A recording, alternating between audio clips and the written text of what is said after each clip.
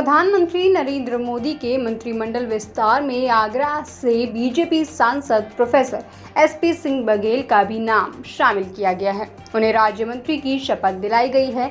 जैसे ही professor SP Singh Baghel के केंद्रीय मंत्री बनने की सूचना उनके समर्थकों और कार्यकर्ताओं को हुई, उनके आगरा निवास पर बधाई देने वालों का तांता लगना शुरू हो गया।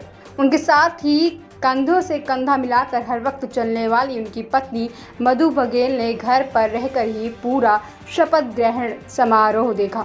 उनकी खुशी का अंदाजा उनके चेहरे पर साफ दिखाई दिया। उत्तर प्रदेश के इटावा जिले के निवासी सांसद प्रोफेसर एसपी सिंह बघेल खादी से पहले खाकी भी पहन चुके हैं। वे लंबे समय तक इंस्पेक्टर भी रहे हैं और पूर्व मुख्यमंत्री मुलायम सिंह यादव की सुरक्षा में तैनात रहे। वर्ष 1998 में मुलायम सिंह यादव ने उन्हें जलेसर लोकसभा सीट से मैदान में उतारा और वो जीते भी। इसके बाद प्रोफेसर बघेल ने मुड़कर नहीं देखा। उनके उन दिनों के साथी रहे उनके बैचमेट रिटायर्ड डिप्टी एसपी विजय कपिल भी उनके घर बधाई देने पहुंचे। आपको बता दें, प्रोफेसर एसपी सिंह बघेल 5वीं बार सांसद और उत्तर प्रदेश सरकार में कैबिनेट मंत्री रह चुके हैं। प्रोफेसर बघेल की बघेल समाज में मजबूत पकड़ रखते हैं। ऐसा माना जाता है कि प्रधानमंत्री नरेंद्र मोदी ने प्रोफेसर एसपी सिंह बघेल के नाम पर मुहर लगाकर आगामी विधानसभा चुनाव के लिए राजनीतिक समीकरण साधने का प्रयास किया है।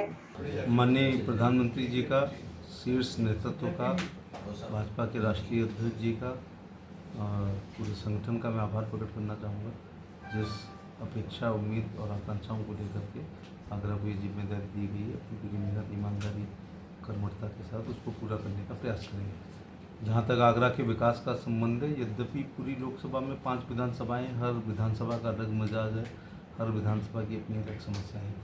बल्कि मैं कहता हूँ कि मोहल्ले का एक घोषणा पत्र होना चाहिए।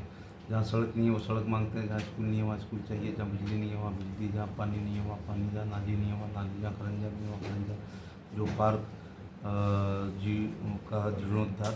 लेकिन कुल मिलाकर अगर आगरा शहर और आगरा लोकसभा का देखा जाए तो आगरा की जनता का हमेशा सपना है कि एक बैराज बने, जिससे जमुना जी के बैराज बनने से पानी का जल स्तर ऊपर आए, जल क्रीड़ाएँ वहाँ पर हो सकें, ताजमहल की बुनियाद लकड़ी है उसको नमी मिले और किसानों को सिंचाई का साधन मिले और पर्यटन को, इससे पर्यटन को भी बढ़ावा मिले। दूसरा है कि दुनिया का कोई भी व्यक्ति अगर आगरा आता है, अगर हिंदुस्तान आता है तो आगरा के ताजमहल को ध्यान में रखकर आता है। जब आगरा आ ही जाता है तो अन्य स्थानों पर जयपुर, जोधपुर, उदयपुर, कश्मीर, केरल भी चला जाता है। इसलिए एयर कनेक्टिविटी हमारी ज़्यादा से ज़्यादा शहरों के लिए हो जाए। सिविल एयरपोर्ट के मामले में माननीय मुख्यमंत्री जी ने ज़मीन अधिग्रहण के लिए पैसा दे रखा है। एक छोटी सी बाधा है और प्रशासन के साथ मिलकर उस बाधा को भी दूर कर लेंगे।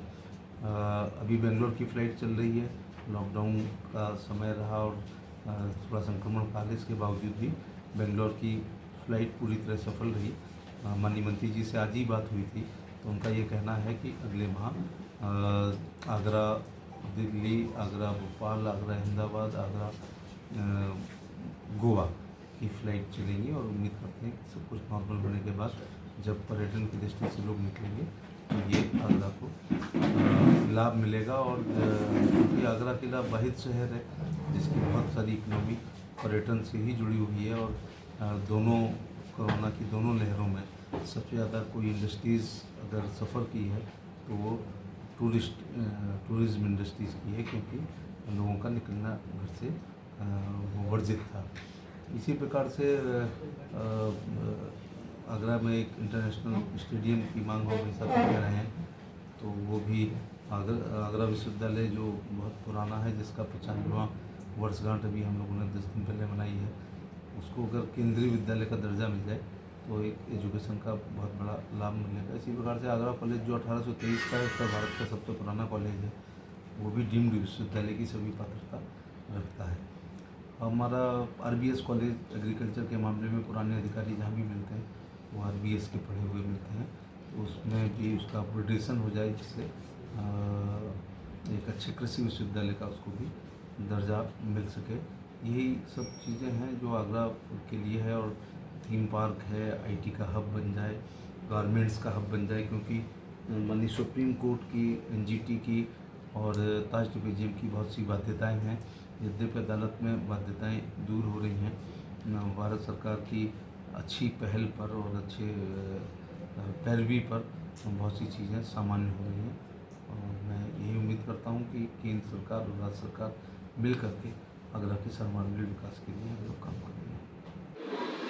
मंत्रिमंडल में विस्तार हुआ है, ये मैं सबसे पहले तो भगवान जी का शुक्रिया अदा करना चाहूँगी। उसके बाद अपने माननीय प्रधानमंत्री मोदी जी का तहे दिल से आभार और शुक्रिया अदा करना चाहूँगी कि उन्होंने बघेल साहब को इस लायक समझा अपने मंत्रिमंडल में जो शामिल किया है।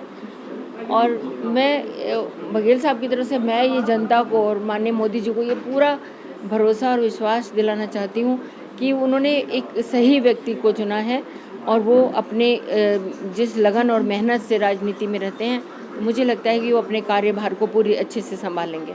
शपथ ग्रहण लिया, अभी शपथ लिया, कैसा लग रहा है आपको, क्या कहना चाहेंगे? मुझे बहुत अच्छा लग रहा है कि मेरे पास शब्द ही नहीं है कि मैं क्या बयान करूं।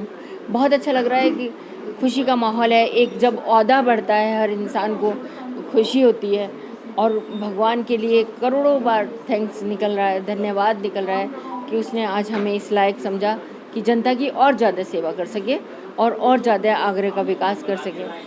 जैसे ही लोगों को पता चली होगी तो घर पे बधाई देने वालों का तांता भी लगा होगा, तमाम लोग आ रहे हैं घर पे। हाँ, काफ़ी लोग आए हैं, लेकिन सुबह से ही आज जब वो सिर्फ न्यूज़ चैनल पे ही चलना शुरू हुआ था, तभी से मुझे बधाई के फ़ोन आने शुरू हो गए थे।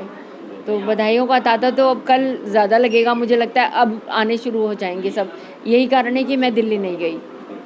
आपने पूरा शपथ ग्रहण समारोह देखा तो उस वक्त क्या फीलिंग थी आपके मन में? बहुत अच्छा फील हो रहा था। मैं उस फीलिंग को आपको बता नहीं पाऊँगी कि मुझे बहुत ही एक गर्व महसूस हो रहा था कि आज बघेल साहब अपनी मेहनत और अपनी लगनशीलता से उस मुकाम तक पहुँचे हैं कि आज उनको मतलब मैं ये महसूस कर रही थी कि आज गर्व से मेरा सिर बहुत ऊंचा हो गया कि आज मेरे पति उस जगह खड़े थे अपनी मेहनत से कि जहां हर कोई देखना पसंद करता है। माय भारत न्यूज़ के लिए आगरा से ब्रिजभूषण की रिपोर्ट।